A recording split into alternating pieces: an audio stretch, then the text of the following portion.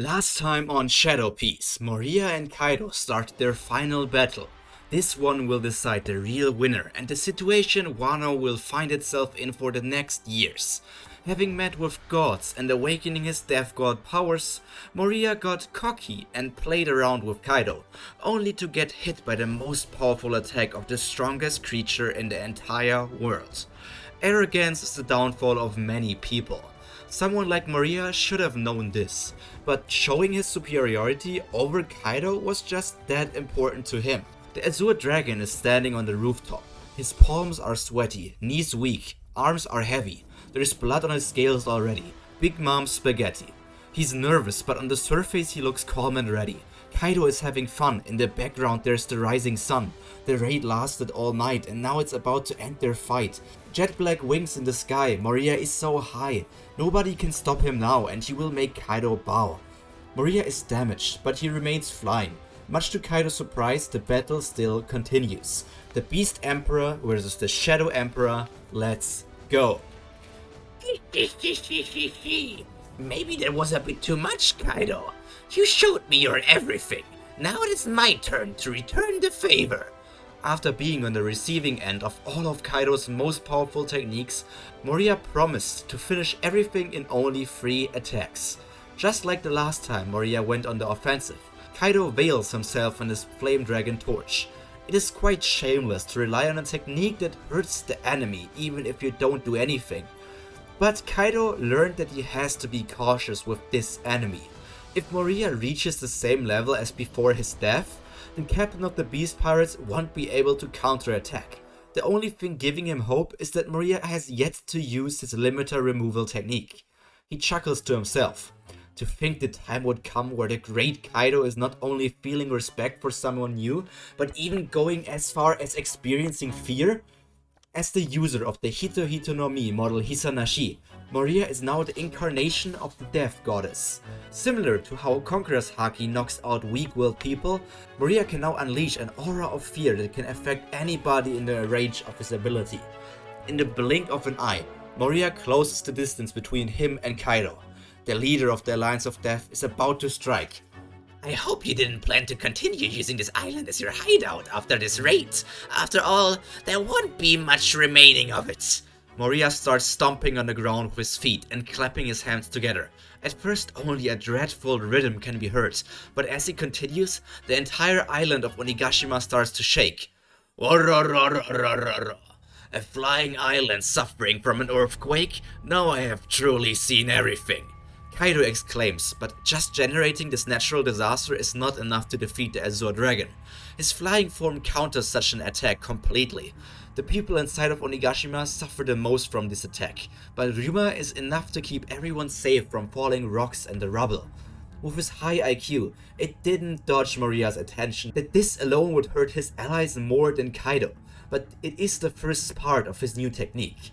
Not wasting any more time and potentially endangering his companions, Moria goes onward to the next step of the attack, prematurely resulting in a slightly lesser version than intended.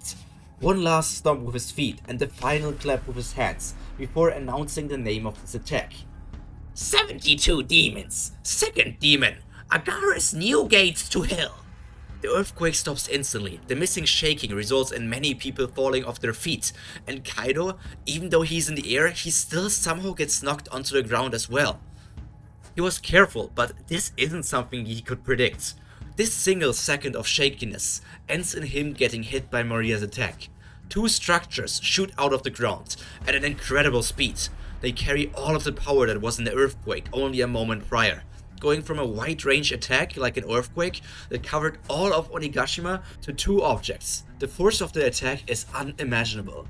Both earthen structures connect perfectly, resulting in the creation of a gate. Well, they would have been connected seamlessly, but Kaido got crushed by them instead. Blood is splurting out of his wounds and his mouth. His old scars from Odin also got opened up again. All the blood really makes this a gate to hell. Kaido is having a flashback to his childhood, and when he first met Whitebeard in his teenage years. The quakes from one man he truly respected are unforgettable, but Moria's earthquake was almost as dangerous. Maybe if he trained more together with Edward Newgate, when they were both still members of the Rocks Pirates, he would have been better prepared for a Quake and Earth attack. With his strength, he manages to destroy the Earth Gate quite easily, but the damage remains. Now that Moria has better control over the Earth control powers of his true Devil Fruit, he doesn't even have to touch the mythical dragon to damage him, making the fire defense less useful. He already used up most of his strength, but there is always enough energy for another borrow breath. Moria is deeply exhaling and inhaling. These breathing exercises are already his preparation for the next attack. He is a fighter that uses strategy, but in certain scenarios it is a matter of pride and proving yourself more powerful than your opponents. Against Kaido, a complete victory is necessary. It is needed for the perfect revenge for the Gecko Pirates. Not caring about Kaido's breath attack, Moria takes the full beam head on, making you stumble a few steps backwards as well. He may have unlocked his awakened Devil Fruit abilities, but he already died once, and his rebirth didn't put him back at full health. At this moment, Moria is also on his last leg. The promise was to end it all in 3 attacks. So the Onion Emperor still has 2 techniques remaining, and ready for his opponents. Hell is too nice of a place for you, Kaido. You better be ready to experience something worse in the next few minutes.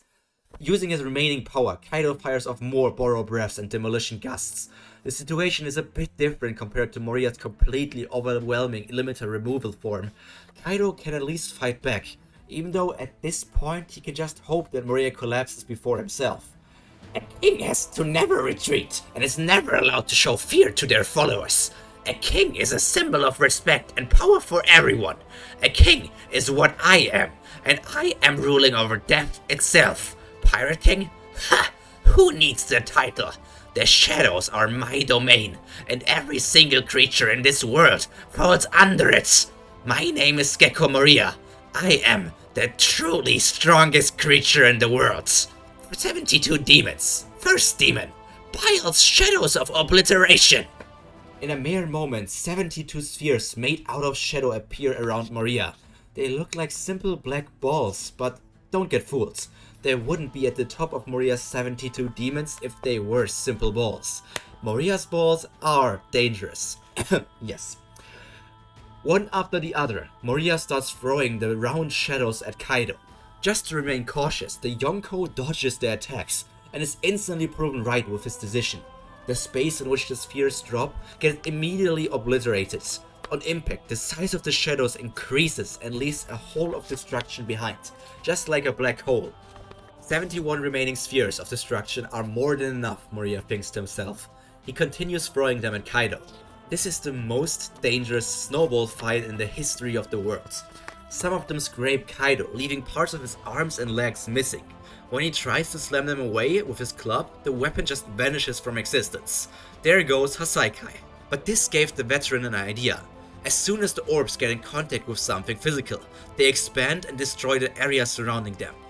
Using the battlefield to his advantage, Kaido picks up some rocks, and with his future sight he manages to precisely hit Moria's balls of shadow.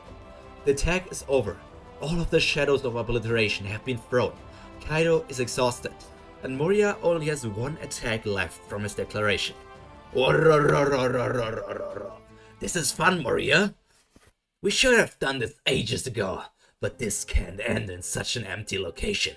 Let us join the masses and finish it once and for all. Kaido rushes at Moria, biting him in his flame-covered dragon form and forcing him through the unstable ground of the rooftop.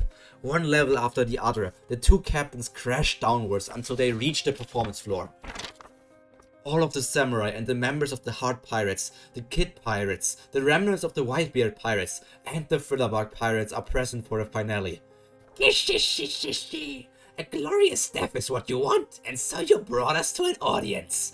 I don't know if it is subconsciously, but it seems like you accepted your fate, Kaido. Law and Kid are staring at the 2 monsters. They barely managed to defeat Big Mom together, but only by pulling tricks on her. All of their own awakening techniques were needed. That wouldn't have worked the same way against Kaido, so both of them are unsure if they could have defeated the King of the Beasts.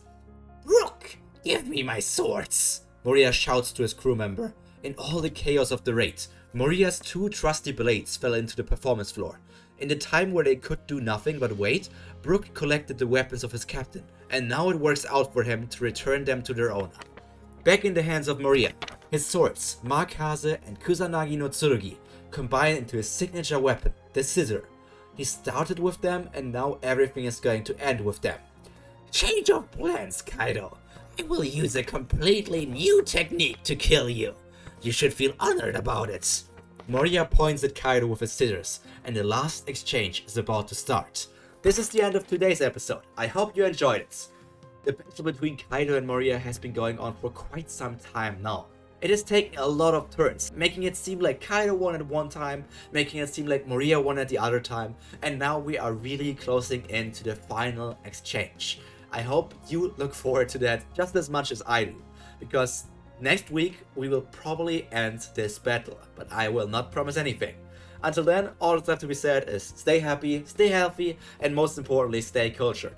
We will see each other again in the next video. Bye!